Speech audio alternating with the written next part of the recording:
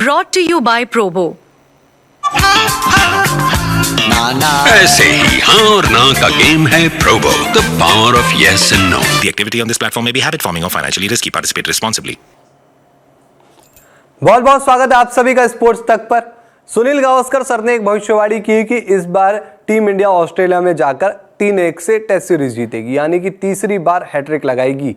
और ये एक अपने आप में बहुत बड़ी बात होगी अगर टीम इंडिया जाकर 3-1 से वहाँ सीरीज जीती। और इंडियन टीम में काबिलियत भी है, पिछले 2 बार हम जाकर वहाँ पर सीरीज जीते ऑस्ट्रेलिया में। मतलब ऑस्ट्रेलिया में जब पहली बार जीते तो 71 सालों के इतिहास में पहली बार जाकर ऑस्ट्रेलिया में टेस्ट सीरीज जीती, उसके बाद फिर लगातार दूसरी बार वहाँ जीत ली।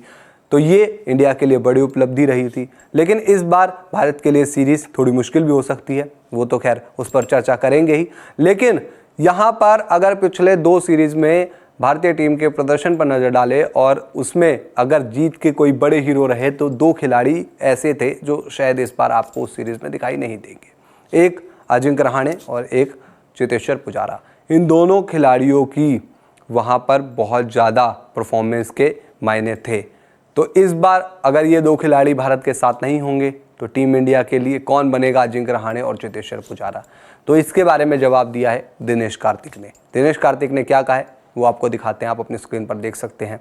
उन्होंने सीधा नाम लिया है शुभमन गिल और सरफराज खान, यानी कि एक बनेंगे चेतेश्वर पुजारा और एक बनेंगे सरफराज खान, बनेंगे अजिंक्य रहाणे। नंबर आप देख सकते हैं, 3 नंबर पर गिल खेलते हैं और 5 पर सरफराज की ओर लेकर बात हो रही है, जहां पर पुजारा रहाणे खेला करते थे।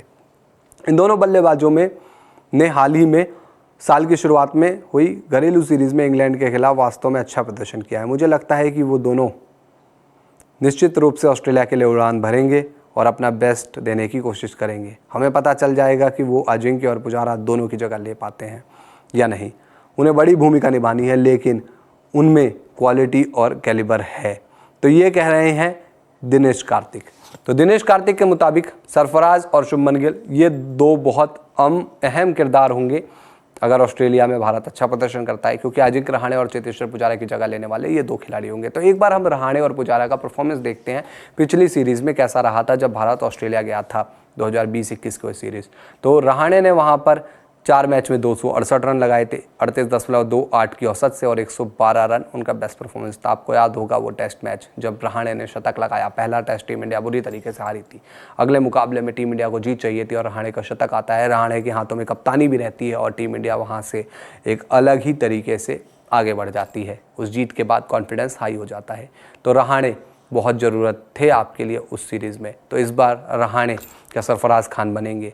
क्योंकि सरफराज को लेकर अब ये भी है कि टीम में जगह को लेकर भी बहुत ज़्यादा चर्चा है, क्योंकि केएल राहुल फिट हो जाएंगे। आपको याद होगा इंग्लैंड के खिलाफ सीरीज़ में कई खिलाड़ी इंजर्ड थे, तो कई खिलाड़ी टीम का हिस्सा नहीं थे, जैसे विराट कोहली नहीं थे, केएल राहुल चले गए थे बीच में, फिर उसके अलावा श्रेयस अय्यर भी चोटिल हो गए थे। तो अब श्रेयस अय्यर, विराट कोहली, केएल राहुल आ जाएंगे तो क्या सरफराज की वहाँ जगह बनती है, ये देखने वाली बात होगी।